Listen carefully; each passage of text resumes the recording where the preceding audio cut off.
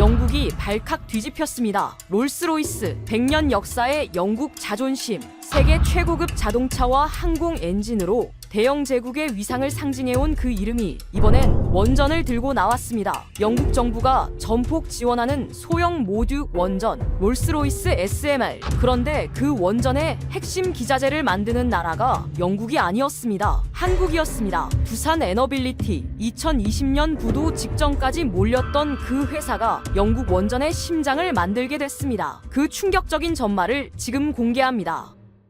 구독과 좋아요를 눌러주시면 한국의 위상이 널리 알려집니다. 한국 화이팅이라고 댓글을 남겨주세요. 제 이름은 제임스 하퍼입니다. 영국 에너지 안보부에서 22년째 원전 정책 자문을 맡아온 사람입니다. 원전 입지 선정, 안전 기준 설계, 해외 기업 참여 자격 심사, 영국 원전 정책의 크고 작은 결정들이 제 책상을 거쳐갔습니다. 제가 이 일을 시작한 1990년대 중반, 영국 원전 산업은 전성기를 막 지나고 있었습니다. 우리에겐 수십 년간 쌓아온 원자력 기술이 있었고 전 세계가 부러워하는 원전 설계 역량이 있었습니다. 그래서 저는 당연하게 믿었습니다. 영국의 원전은 영국 기업이 만들어야 한다고. 그것이 국가 에너지 주권이고 산업 자립이라고. 22년 동안 그 믿음은 한 번도 흔들린 적이 없었습니다. 그런데 2026년 5월 그 믿음이 무너졌습니다. 무너뜨린 것은 외부의 압력이 아니었습니다. 데이터였습니다. 그리고 그 데이터를 들고 온 나라는 제가 한 번도 진지하게 들여다본 적 없는 곳이었습니다. 한국. 영국이 원전 기술을 처음 도입하던 시절, 한국은 아직 원자력이라는 단어를 배우고 있던 나라였습니다. 우리가 가르친 나라였습니다. 그런 나라가 이제 영국 롤스로이스 SMR의 핵심 기자재 파트너가 됐습니다. 저는 그 발표문을 읽으며 잠시 멈췄습니다. 창밖으로 런던의 11월 하늘이 회색으로 깔려 있었습니다. 롤스로이스 SMR이 무엇인지부터 말씀드려야겠습니다. SMR은 소형 모듈 원전입니다. 기존 대형 원전의 10분의 1 크기로 공장에서 모듈을 찍어내듯 생산해서 현장에서 조립합니다. 건설 기간이 짧고 비용이 낮습니다. 470메가와트, 도시 하나를 먹여 살릴 수 있는 출력입니다. 그리고 무엇보다 탄소를 내뿜지 않습니다. 러시아 가스 의존에서 벗어나려는 유럽 전체가 이 기술에 목을 메고 있습니다. 영국은 그 최전선에 서 있었습니다. 롤스로이스 SMR 컨소시엄은 영국 정부의 전폭적인 지원을 받아 2030년대 첫 상업 운전을 목표로 달리고 있었습니다. 그 롤스로이스 SMR 프로젝트에서 핵심 기자재 제작성 검토를 맡을 파트너로 선정된 회사가 두산 에너빌리티였습니다. 공식 발표가 나온 날 런던 에너지 업계는 조용히 들썩였습니다. 두산. 그 이름이 낯선 사람들이 많았습니다. 그런데 그 이름을 아는 사람들 중에는 눈살을 찌푸리는 이들이 있었습니다. 한국 기업이 영국 원전의 핵심 부품을 만든다는 것. 그게 어떤 사람들에게는 자존심의 문제였습니다. 그중 가장 큰 목소리를 내는 사람이 에드워드 체인버스였습니다. 에드워드 체인버스, 영국 원전 제조업 협회 사무총장, 업계에서 25년을 보낸 사람이었습니다. 항상 감색 정장을 입었고 왼쪽 옷깃에 금색 왕관 문양 넥타이핀을 달고 다녔습니다. 그가 어떤 자리에서도 입버릇처럼 하는 말이 있었습니다. 영국의 원전은 영국의 미래를 위해 영국이 만들어야 한다. 그 말은 구호가 아니라 신념이었습니다. 그리고 신념이 두산 에너빌리티 발표 앞에서 어떻게 부서지는지를 저는 직접 목격했습니다. 이 이야기는 단순한 기업 계약 이야기가 아닙니다. 원전 기술을 100년 가까이 쌓아온 나라가 왜 부도 직전에서 살아남은 한국 회사에 손을 내밀었는지에 대한 이야기입니다. 그리고 그 과정에서 에드워드 체인버스의 신념이 어떻게 부서지고 제가 22년간 믿어온 것들이 하나씩 무너지고 대신 무엇이 진짜 실력인지를 배워간 기록입니다. 두산이 어떤 회사인지, 그 회사가 어떤 길을 걸어왔는지, 그것을 알게 되는 순간 이 선택이 왜 당연한 결말인지를 이해하게 됩니다. 그 앞에 제가 서 있었습니다. 22년 동안 영국 원전 정책을 다뤄온 사람으로서 이 선택이 맞는 것인지를 판단해야 했습니다. 그리고 판단하기 위해 저는 먼저 두산이라는 회사를 제대로 들여다봐야 했습니다. 그것이 모든 것의 시작이었습니다. 영국이 왜 이렇게 SMR에 매달리는지를 이해하려면 먼저 영국이 지금 어떤 상황에 처해 있는지부터 알아야 합니다. 2022년 러시아가 우크라이나를 침공한 뒤 유럽은 에너지 지도가 통째로 흔들렸습니다. 러시아 파이프라인 가스에 의존해온 독일, 이탈리아, 동유럽 국가들이 한꺼번에 패닉에 빠졌습니다. 영국은 상대적으로 러시아 가스 의존도가 낮았지만 천연가스 가격이 폭등하면서 전기요금이 치솟았습니다. 2022년과 2023년 사이 영국 가정의 연간 에너지 요금은 2배 가까이 뛰었습니다. 에너지가 안보의 문제라는 것을 영국 국민 모두가 몸으로 깨달은 시기였습니다. 그 위기 속에서 영국 정부는 한 가지 결론에 도달했습니다. 탄소 없이, 연료 수입 없이 안정적으로 전기를 만들 수 있는 것은 원전밖에 없다. 영국은 2050년 탄소 순배출 제로, 넷제로를 법으로 못 박은 나라입니다. 그런데 태양광과 풍력만으로는 그 목표를 달성할 수 없습니다. 해가 지면 태양광이 멈추고 바람이 잦아들면 풍력이 멈춥니다. 2023년 겨울 영국 북해에 바람이 잦아든 한 주 동안 풍력 발전량이 평소의 5분의 1로 떨어진 적이 있었습니다. 그 일주일간 영국은 노후한 가스 발전소를 풀가동해야 했습니다. 안정적인 기저 전력이 필요하다는 것을 누구도 부정할 수 없었습니다. 그 자리를 채울 수 있는 것이 원전이었습니다. 영국은 2030년대까지 원전 설비 용량을 지금의 4배로 늘리겠다고 선언했습니다. 그런데 문제가 있었습니다. 기존 대형 원전은 너무 비쌌습니다. 영국 남서부에 짓고 있는 힌클리 포인트 C 원전을 보면 바로 알 수 있습니다. 착공 당시 예산이 180억 퍼파운드였습니다. 그런데 공사가 진행되면서 비용이 눈덩이처럼 불어났습니다. 최신 추산으로는 400억 파운드를 넘어섰습니다. 우리 돈으로 70조 원이 넘는 돈입니다. 완공 시점도 계속 밀렸습니다. 처음에는 2025년이었는데 지금은 2030년대 초로 늦춰졌습니다. 단 하나의 원전 건설에 70조 원과 15년을 쏟아붓는 구조로는 영국 정부가 원하는 속도의 에너지 전환이 불가능했습니다. 그 해답으로 나온 것이 SMR, 소형 모듈 원전이었습니다. 기존 대형 원전이 맞춤 제작 방식이라면 S며 L은 규격화된 부품을 공장에서 대량 생산해서 현장에 가져다 조립하는 방식입니다. 비유하자면 기존 원전이 집을 한 채 한 채 손으로 짓는 방식이라면 SMR은 조립식 주택을 공장에서 찍어내는 방식입니다. 그러니 건설 기간이 짧아지고 비용이 낮아집니다. 롤스로이스 SMR이 설계한 470메가트급 원전 하나의 건설 비용은 약 22억 파운드로 추정됩니다. 힌클리 포인트 C의 20분의 1 수준입니다. 그리고 건설 기간도 대형 원전의 절반 이하로 줄어듭니다. 도시 하나를 40년간 먹여 살릴 수 있는 전기를 만드는 원전을 10년 안에 지을 수 있다는 이야기입니다. 영국 정부가 롤스로이스 SMR에 수억 파운드를 투자하며 전폭 지원하는 이유가 여기 있었습니다. 저는 에너지 안보부에서 이 프로젝트를 처음부터 지켜봐 왔습니다. 솔직히 말하면 처음에는 회의적이었습니다. SMR이라는 개념 자체가 아직 상업적으로 검증되지 않았으니까요. 전 세계에서 SMR을 실제로 운영하는 나라가 손에 꼽을 정도였고 롤스로이스 SMR 설계도 아직 규제 승인 절차가 진행 중이었습니다. 회의실에서 누군가 이런 말을 했습니다. 아직 존재하지도 않는 원전 부품을 만들 파트너를 찾는 게 말이 되냐고. 저도 그 말에 반박하지 않았습니다. 그런데 2025년 말부터 분위기가 달라지기 시작했습니다. 미국, 캐나다, 체코, 폴란드가 잇따라 SMR 도입 계획을 발표했습니다. 빌 게이츠가 투자한 테라파워도 미국에서 SMR 건설을 시작했습니다. 시장이 실제로 열리고 있었습니다.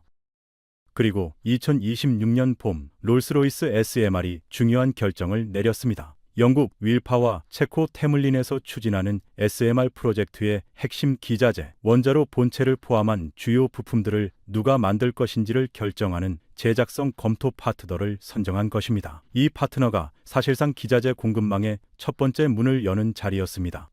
원전 프로젝트에서 한번 공급망에 들어가면 수십 년간 관계가 이어집니다. SMR 시장 자체가 2030년대에 본격 개화한다면 지금 이 자리를 차지하는 기업이 그 시장의 핵심 공급자가 되는 겁니다. 그 자리를 두산 에너빌리티가 가져갔습니다. 발표문을 다시 읽었습니다.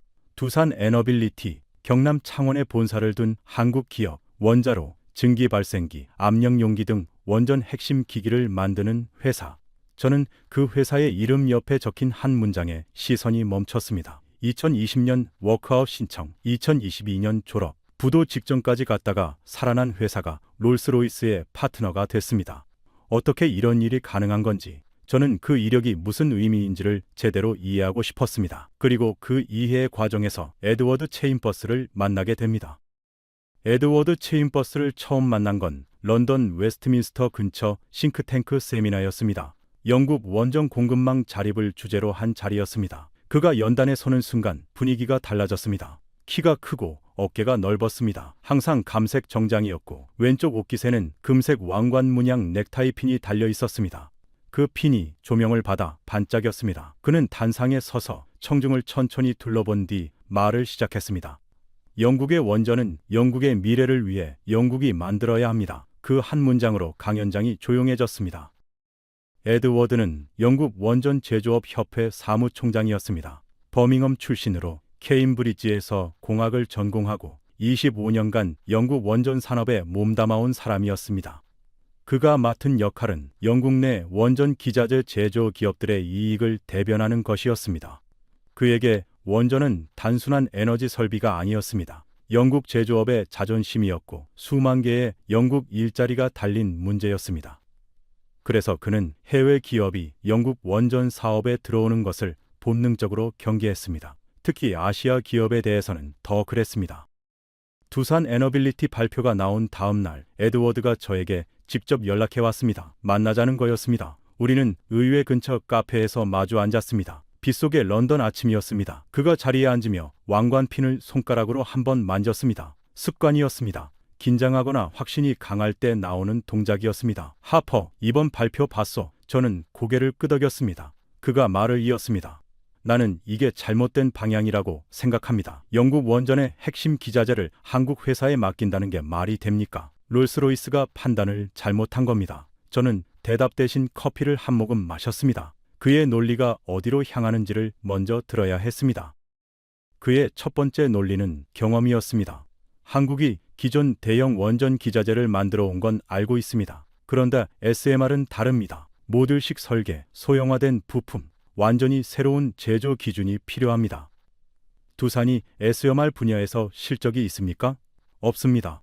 세계 어느 기업도 상업용 SMR 기자재를 납품한 실적이 아직 없습니다. 롤스로이스 SMR 자체가 아직 세계 최초로 개발되는 설계입니다. 그런데 거기에 들어갈 핵심 부품을 SMR 경험이 없는 회사에 맡기는 건 위험한 도박입니다. 저는 그 말을 듣고 노트를 꺼냈습니다. 반박하기 전에 먼저 받아 적었습니다. 논리가 완전히 틀리진 않았기 때문이었습니다. 그의 두 번째 논리는 일자리였습니다. 영국 정부가 SMR에 수억 파운드를 투자하는 이유 중 하나가 뭔지 압니까? 영국 내 고숙련 제조업 일자리를 만들기 위해서입니다. 원전 기자재 하나를 만들려면 용접공, 기계공, 품질관리 전문가, 비파괴 검사 인력이 필요합니다. 그 일자리가 영국에 있어야 합니다. 그런데 두산에 맡기면 그 일자리가 창원으로 갑니다. 영국 납세자의 돈으로 한국 노동자를 고용하는 꼴입니다. 에드워드가 카운터를 손가락으로 두드렸습니다. 저는 그 논리도 메모했습니다. 정치적으로 무시하기 어려운 주장이었습니다. 세 번째는 기술 보안이었습니다. 원전 설계는 민감한 기술입니다. 핵 비확산 조약이 걸려 있고 이중 사용 기술 규제도 적용됩니다. 한국 기업이 롤스로이스 SMR의 핵심 설계 정보에 접근하게 되면 어떻게 됩니까? 그 정보가 어디로 흘러갈지 우리가 통제할 수 있습니까? 에드워드가 왕관핀을 다시 한번 만졌습니다. 그의 눈빛이 진지했습니다. 저는 그 시점에 솔직히 말하면 에드워드의 세 가지 논리 중 하나도 완전히 무시하기 어려웠습니다. 특히 기술 보안 문제는 저도 내심 신겨있는 부분이었습니다. 에드워드가 자리에서 일어나며 마지막으로 말했습니다. 하퍼, 나는 한국을 무시하는 게 아닙니다. 삼성도 알고 현대도 압니다. 훌륭한 나라입니다. 그런데 이건 원전입니다. 원전은 아무나 만드는 게 아니에요. 100년의 영국 산업이 여기 있는데 왜 굳이 한국입니까? 그는 왕관핀을 다시 한번 매만지고 코트를 집어들었습니다. 그리고 카페를 나갔습니다. 짙은 향수 냄새가 잠시 자리에 남았습니다. 저는 한동안 앉아 있었습니다.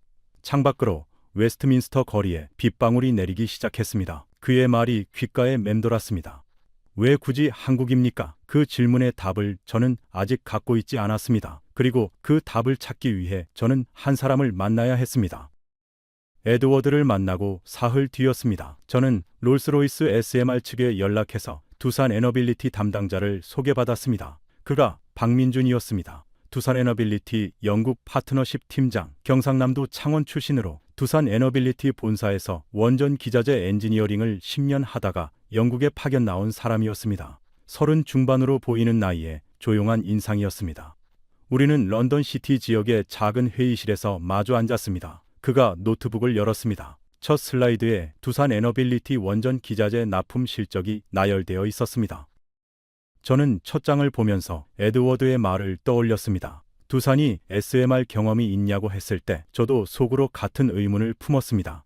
그런데 박민준이 첫 번째로 꺼낸 것은 SMR 실적이 아니었습니다. UAE 바라카 원전이었습니다. 저는 바라카 원전을 알고 있었습니다. 한국이 수주에서 2020년 완공한 아랍에미리트 최초의 원전, 아랍에미리트가 2009년 한국을 선택했을 때 유럽은 충격을 받았습니다. 프랑스도 탈락하고 미국도 탈락했는데 한국이 가져갔으니까요. 그런데 그 원전의 핵심 기자재, 원자로 헤드와 증기 발생기를 만든 곳이 두산이었습니다. 4기 전부였습니다. 박민준이 말했습니다. 바라카 원전 모두 무결점 납품이었습니다. 납기 지연 한 번 없었습니다. 원자로 헤드 하나의 무게가 100톤을 넘습니다. 그걸 4기분 창원에서 만들어서 아랍에미리트까지 선박으로 운송했습니다. 오차 없이.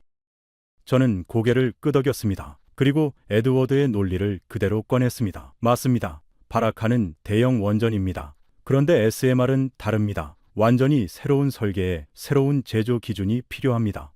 두산이 SMR 기자재를 만들어 본 실적이 있습니까? 박민준이 고개를 끄덕였습니다.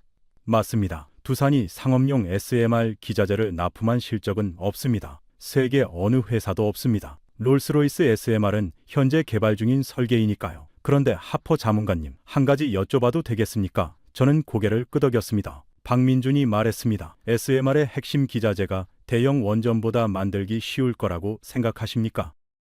저는 잠시 멈췄습니다. 그 질문을 예상하지 못했습니다. 박민준이 계속했습니다. 일반적으로 작은 것이 더 만들기 쉽다고 생각하기 쉽습니다.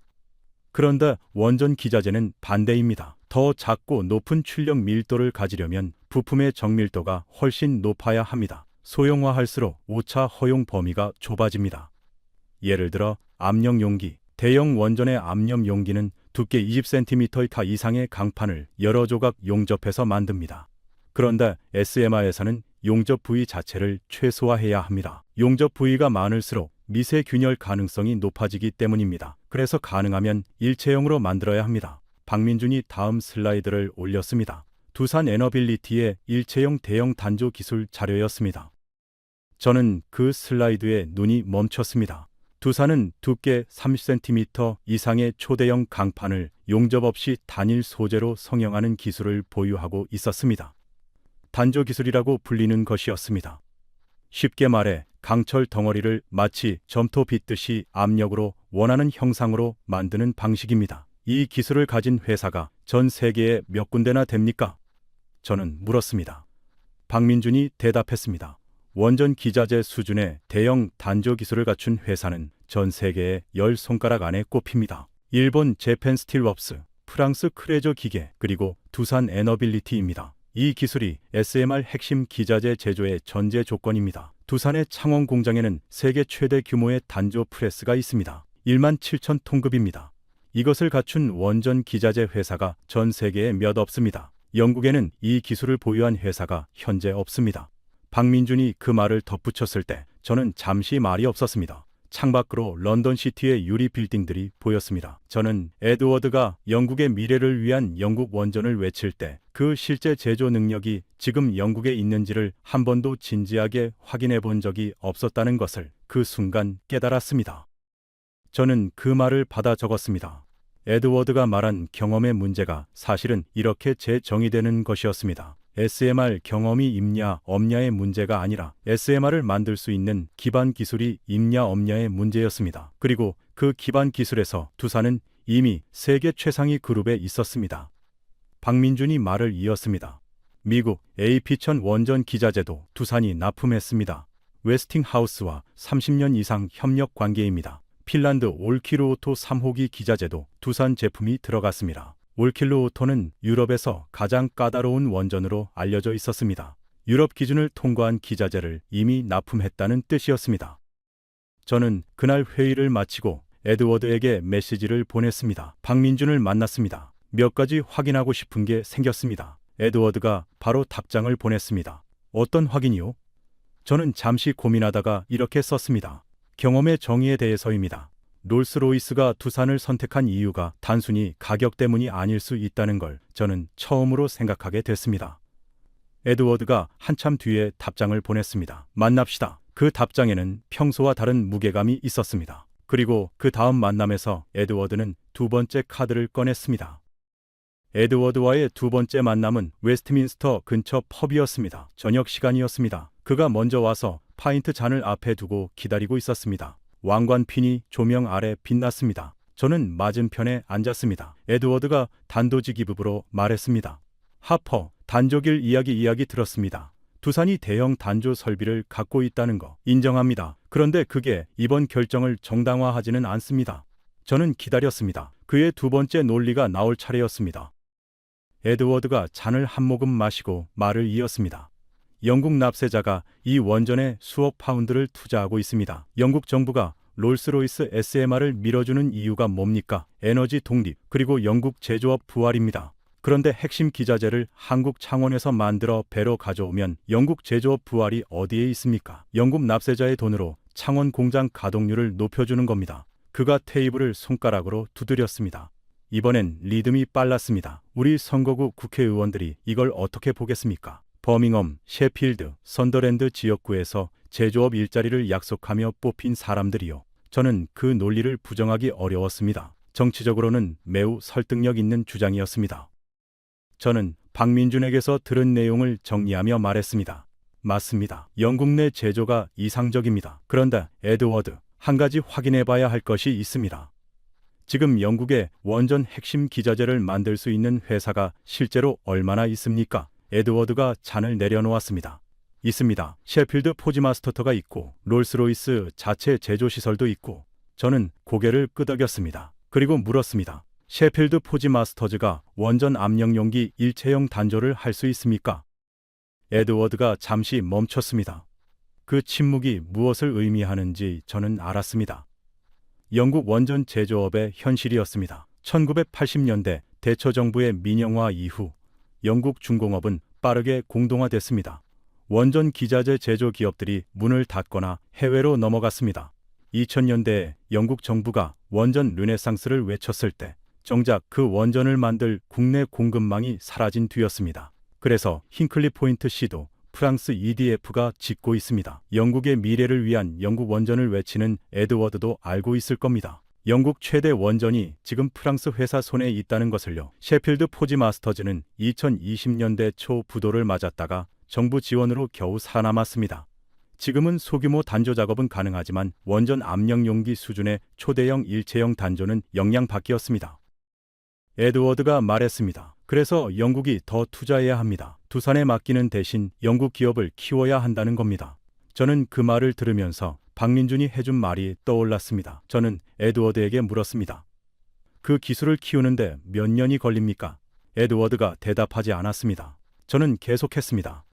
대형 단조 기술은 장비만 사면 되는 게 아닙니다. 1만 7천 프레스 설치 설비를 들여놓는데 수천억 원이 필요하고 그것을 원전 기자재 수준으로 운용할 숙련 기술자를 양성하는데 10년 이상이 걸립니다. 두산이 그 기술을 쌓는데 30년이 걸렸습니다. 롤스로이스 SMR이 2030년대 상업 운전을 목표로 하는데 영국 기업을 그때까지 키울 수 있습니까? 에드워드가 잠시 말이 없었습니다. 그의 시선이 잔 위에 고정돼 있었습니다. 저는 그 침묵을 읽었습니다. 힌클리 포인트 C 이야기는 그의 급소였습니다. 영국의 미래를 위한 영국 원전을 외치는 사람이 영국 최대 원전이 프랑스 기업 손에 있다는 현실을 부정할 수 없었으니까요. 그가 잔을 들고 한 모금 마셨습니다. 에드워드의 얼굴이 굳었습니다. 저는 계속했습니다. 그리고 한 가지 더 있습니다. 에드워드, 영국이 처음 원전을 지었을 때 기술이 어디서 왔습니까? 미국에서 왔습니다. 미국 웨스팅하우스 기술을 라이선스해서 지었습니다. 그게 영국 기술력을 죽였습니까? 아닙니다. 오히려 그 기반 위에서 영국이 독자 원전 기술을 발전시켰습니다. 두산이 들어오면 영국 기업들이 두산의 공정을 배우고 협력 구조를 구축할 기회가 생깁니다. 거부하는 것보다 함께 일하는 쪽이 영국 제조업에 더 실질적입니다. 에드워드가 왕관핀을 만지작거렸습니다. 평소보다 오래 만졌습니다. 저는 그날 밤 펍을 나오면서 이 논쟁이 단순하지 않다는 것을 다시 느꼈습니다. 에드워드의 주장이 감정적으로만 보였다면 그냥 무시할 수 있었습니다. 그런데 그의 말 안에는 진짜 걱정이 있었습니다. 영국 제조업이 어떻게 공동화됐는지를 그는 직접 목격했던 사람이었습니다. 버밍엄과 셰필드에서 공장들이 하나둘 문을 닫는 것을 지켜본 세대였습니다. 그 상처가 지금도 남아 있었습니다. 하지만 그 걱정이 맞다 해도 해답이 두산을 거부하는 것이 될 수 있는지는 별개의 문제였습니다. 세 번째 라운드가 남아 있었습니다. 세 번째 자리는 처음으로 세 사람이 함께 앉은 자리였습니다. 에드워드, 박민준, 그리고 저, 롤스로이스 SMR 측의 요청으로 마련된 실무회의였습니다. 밀뱅크의 작은 회의실이었습니다. 테이블이 좁았습니다. 에드워드가 들어오며 박민준을 처음 봤습니다. 두 사람이 악수를 나눴습니다. 에드워드의 악수는 짧고 단호했습니다. 그가 자리에 앉으며 왕관핀을 한 번 만졌습니다. 전투 준비가 된 사람의 동작이었습니다. 박민준은 노트북을 펼치고 자료를 열었습니다. 저는 두 사람 사이에 앉아 심판 역할을 했습니다. 에드워드가 먼저 말했습니다. 박 팀장, 저는 두산이 대형 원전 기자재 실적이 있다는 걸 인정합니다. 그런데 SL은 완전히 다른 타임라인입니다. 설계가 확정되지 않았고 규제 승인도 진행 중입니다. 이 상황에서 기자재 납기를 맞추는 건 완전히 다른 도전입니다. 두산이 그 불확실성 속에서 납기를 보장할 수 있습니까? 박민준이 고개를 끄덕였습니다. 맞습니다. SMR은 설계의 변경이 잦습니다. 그 변경에 대응하는 제조 유연성이 핵심입니다. 에드워드가 팔짱을 꼈습니다. 그럼 두산이 그 유연성을 갖고 있다는 근거가 뭡니까? 박민준이 자료를 넘겼습니다. 두산 에너빌리티의 디지털 제조 시스템 자료였습니다. 두산은 2015년부터 제조 공정에 디지털 트윈 시스템을 도입했습니다. 설계가 변경되면 디지털 모델이 먼저 수정되고 그에 맞춰 제조 공정이 자동으로 재설계됩니다. 기존 방식보다 설계 변경 대응 시간이 60% 단축됩니다. 에드워드가 자료를 들여다봤습니다. 숫자를 확인하는 눈빛이었습니다. 60%. 형광등 불빛 아래 회의실이 조용했습니다. 그가 자료를 덮으며 말했습니다. 자체 주장 아닙니까? 독립 검증이 있습니까? 박민준이 다음 페이지를 올렸습니다. 미국 웨스팅하우스가 발행한 두산 공급망 평가 보고서였습니다. 저는 그 페이지를 보며 노트에 받아 적었습니다. 웨스팅하우스는 전 세계 원전 기자재 공급사 중 최고 등급인 Q1 등급을 부여하는 몇 안 되는 기관이었습니다. 두산 에너빌리티는 그 Q1 등급 보유 기업이었습니다. 이것이 무엇을 의미하는지를 에드워드도 알고 있었습니다. 원전 기자재 시장에서 Q1 등급은 단순한 인증이 안증이 아니었습니다. 납기, 품질, 설계 변경 대응 능력을 수십 년간 실적으로 증명해야 받는 자격이었습니다. 쉽게 말해 이 등급을 준다는 것은 웨스팅하우스가 두산에게 자신의 원전 사업 일부를 믿고 맡기겠다는 선언이었습니다. 에드워드가 보고서를 한 장씩 넘겼습니다. 소리가 나지 않을 만큼 천천히. 에드워드가 자료를 내려놓으며 마지막 카드를 꺼냈습니다. 지정학입니다. 한국은 북한과 국경을 맞대고 있습니다. 한반도에서 위기가 발생하면 공급이 끊깁니다. 그 리스크를 어떻게 감당합니까? 박민준이 잠시 멈췄습니다. 그리고 조용히 말했습니다. 에드워드 사무총장님, 한반도에서 전쟁이 날 정도의 위기라면 한국만의 문제가 아닙니다. 전 세계 반도체, 배터리, 선박 공급망이 동시에 무너집니다. 그 상황에서 영국이 원전 기자재를 다른 어디서 조달할 수 있습니까? 영국이 걱정해야 할 리스크는 한국이 아니라 그 수준의 위기가 발생했을 때 영국 자체의 에너지 안보입니다. 에드워드가 잠시 말이 없었습니다. 박민준이 한 가지를 더 꺼냈습니다. 비용 자료였습니다. 유럽 경쟁사들의 원전 기자재 단가와 두산의 단가를 나란히 놓은 표였습니다. 숫자를 공개하기 어렵지만 격차가 상당했습니다. 박민준이 말했습니다. 힌클리 포인트 C 비용 폭증의 원인 중 하나가 유럽 공급망의 독점 구조였습니다. 경쟁이 없으니 가격이 올라갔습니다. 두산이 공급망의 드러망에 들어오면 그 구조가 바뀝니다. 에드워드가 그 표를 봤습니다. 그리고 처음으로 에드워드가 반박 없이 고개를 끄덕였습니다. 저는 그 동작을 놓치지 않았습니다. 처음이었습니다. 에드워드가 고개를 끄덕이는 것이 그가 말했습니다. 비용은 인정합니다. 그런데 저는 아직 한 가지가 걸립니다.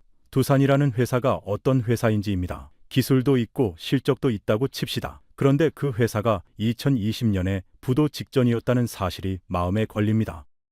그 말이 나오는 순간 박민준의 표정이 미세하게 달라졌습니다. 감정이 올라오는 것을 눌러 담는 표정이었습니다.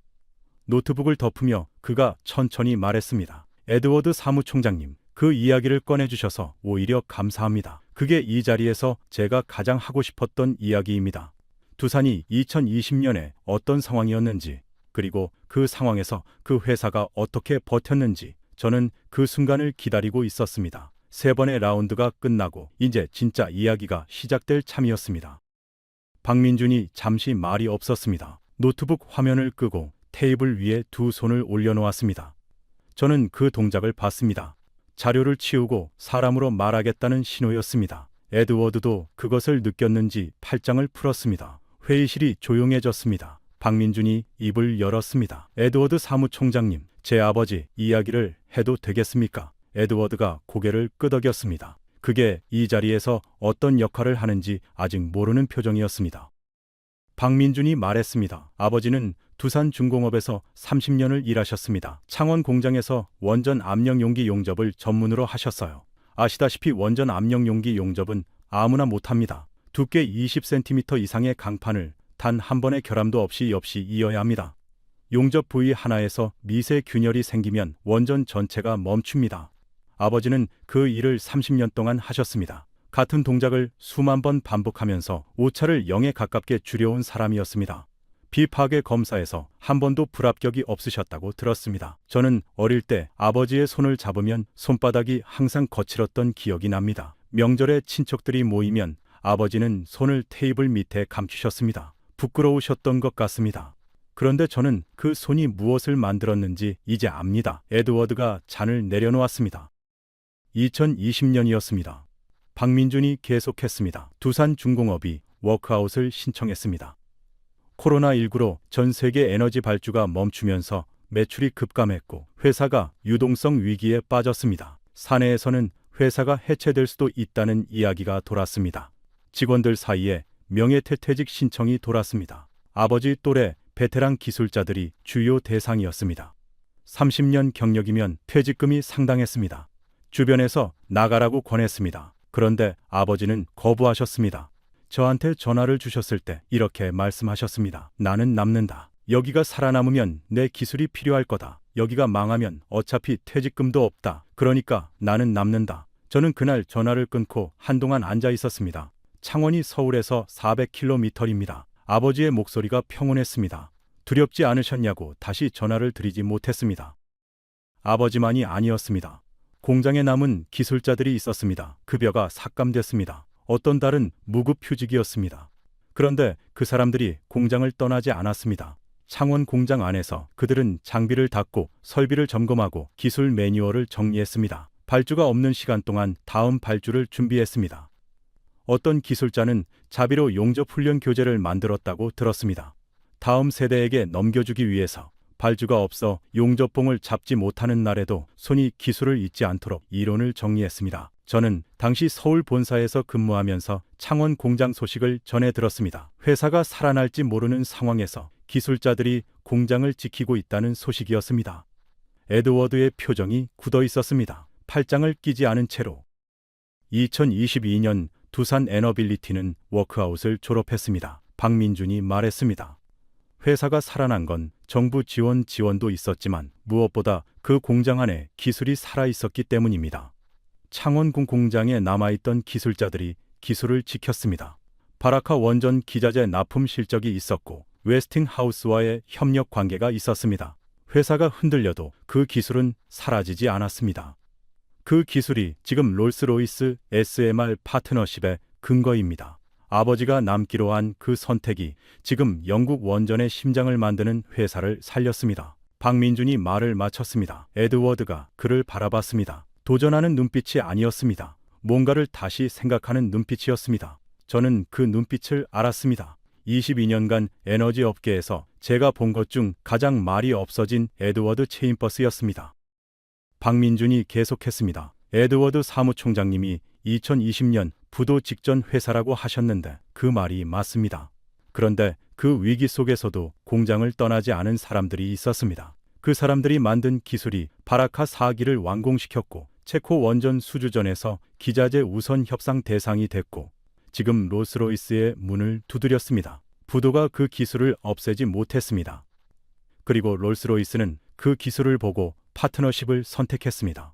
박민준이 잠시 멈췄습니다. 에드워드가 처음으로 왕관핀의 손을 가져가지 않았습니다. 저는 그 순간을 지켜보면서 손끝이 서늘해지는 것을 느꼈습니다. 박민준의 목소리는 흔들리지 않았습니다. 조용했습니다. 그런데 그 조용함 안에 뭔가 단단한 것이 있었습니다. 저는 22년간 에너지 정책을 다루면서 수많은 기업 프레젠테이션을 들었습니다. 데이터와 차트와 수익률 분석. 그런데 아버지의 손 이야기를 하는 엔지니어는 처음이었습니다. 에드워드가 테이블 위에서 두 손을 모았습니다. 왕관핀의 손이 거니 가지 않았습니다. 이 자리에서 처음이었습니다. 창밖으로 밀뱅크의 저녁 불빛이 번지고 있었습니다. 에드워드가 창밖을 한번 바라봤습니다. 그리고 오래 침묵했습니다. 5초, 10초, 15초. 에드워드가 침묵을 깬 것은 한참 뒤였습니다. 그가 말했습니다. 박 팀장, 한 가지만 더 묻겠습니다. 아버지는 지금 어떻게 계십니까? 박민준이 잠시 멈췄습니다. 그리고 답했습니다. 올해 정년이십니다. 롤스로이스 파트너십 발표가 난 날 제가 전화를 드렸습니다. 아버지가 한마디 하셨어요. 잘 됐다. 그게 전부였습니다. 에드워드가 창밖을 바라봤습니다.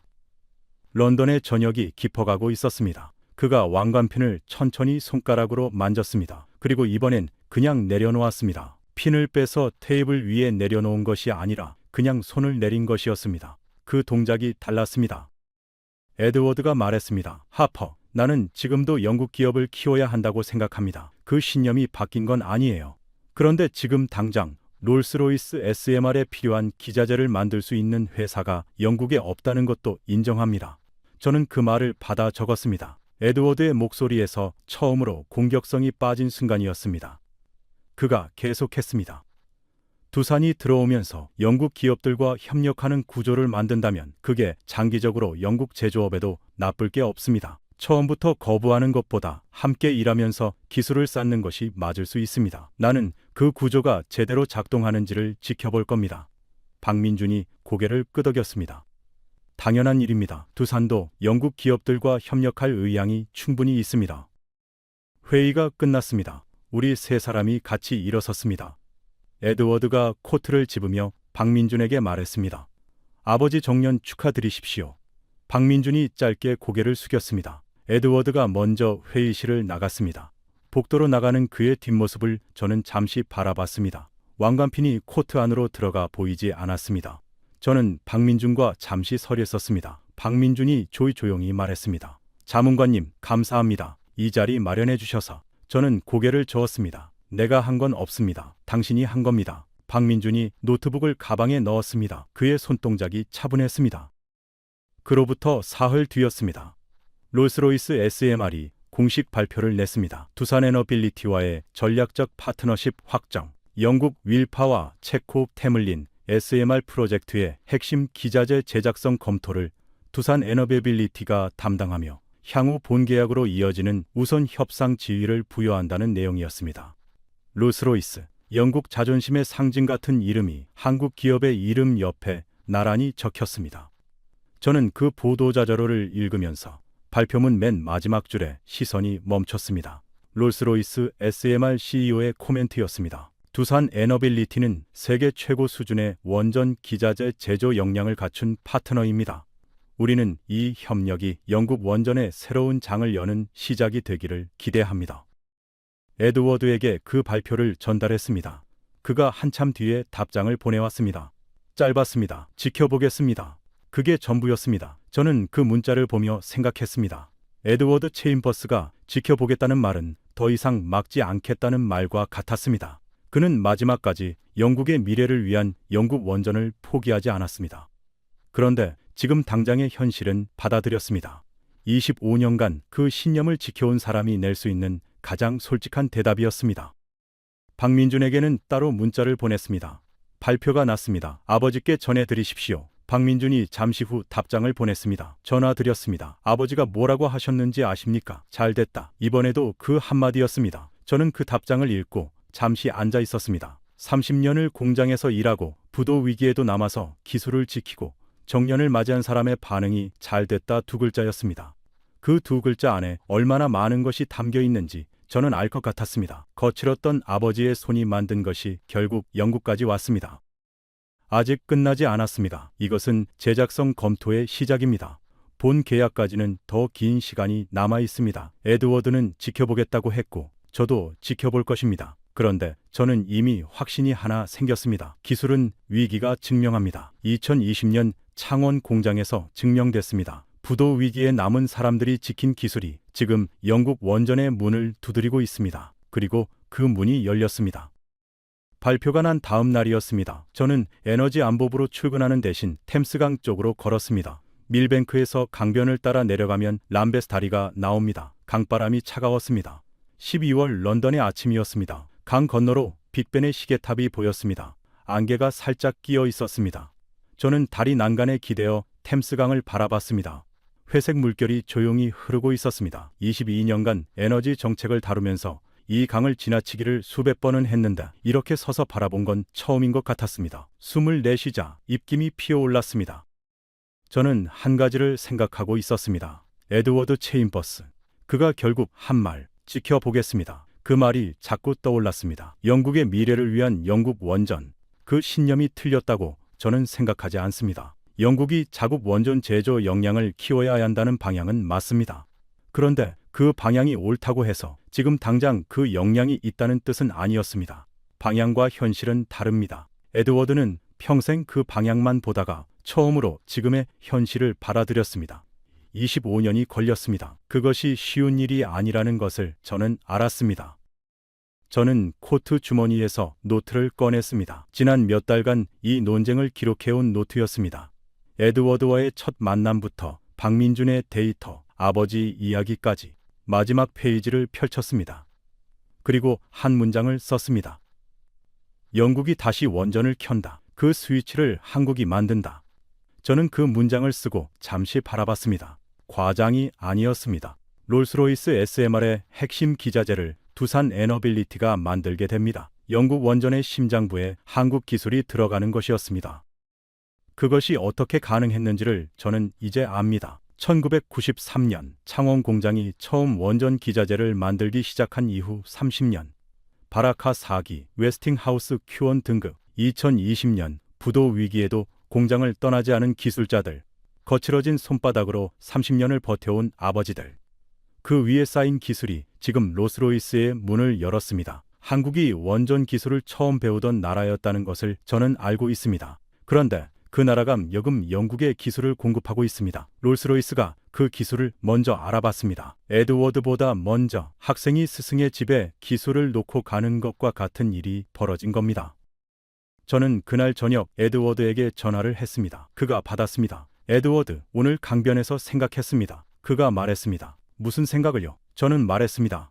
영국의 미래를 위한 영국 원전. 그 말이 결국 옳다고 생각합니다. 방향은 맞습니다. 그런데 그 미래를 향해 가는 길에 두산이 함께하는 것도 나쁘지 않을 수 있겠다는 생각이요. 그것이 에드워드가 원하는 영국 원전의 미래를 오히려 더 빠르게 만드는 방법일 수 있다는 생각이요. 에드워드가 잠시 침묵했습니다. 그리고 말했습니다. 하퍼, 그거 처음으로 내가 동의하는 말이군요. 저는 전화를 끊고 웃었습니다. 오래간만이었습니다. 여러분께 이 이야기를 전합니다. 대한민국은 원자력을 미국에서 배운 나라입니다. 그 나라가 지금 영국 롤스로이스 SMR의 핵심 기자재 파트너가 됐습니다. 1970년대 원전 기술을 도입하던 나라가 2020년대에 그 기술을 원전 종주국들에게 공급하는 나라가 됐습니다. 이것이 가능했던 이유는 하나입니다. 위기에도 공장을 떠나지 않은 사람들이 있었기 때문입니다. 2020년 부도 직전에 창원 공장에서 급여가 삭감되고 미래가 불확실해도 기술을 지킨 사람들, 원전 종주국인 영국의 에드워드 체인버스가 지켜보겠다는 말로 결국 인정한 것은 그 사람들이 쌓아온 기술이었습니다. 그 기술이 지금 영국 원전의 심장을 만들고 있습니다. 이 이야기가 마음에 닿으셨다면 주변 분들과 함께 나눠줍시오. 구독과 좋아요는 해외 감동 사연이 대한민국의 이야기를 계속 전할 수 있는 힘이 됩니다. 댓글에 대한민국 파이팅을 남겨주시면 큰 힘이 됩니다. 지금 이 순간에도 창원 공장에서 두산 에너빌리티의 기술자들이 롤스로이스 SMR 기자재 제작성 검토를 진행하고 있습니다. 영국이 다시 원전을 켭니다. 그 스위치를 한국이 만듭니다. 지금까지 감동 라이프였습니다. 감사합니다.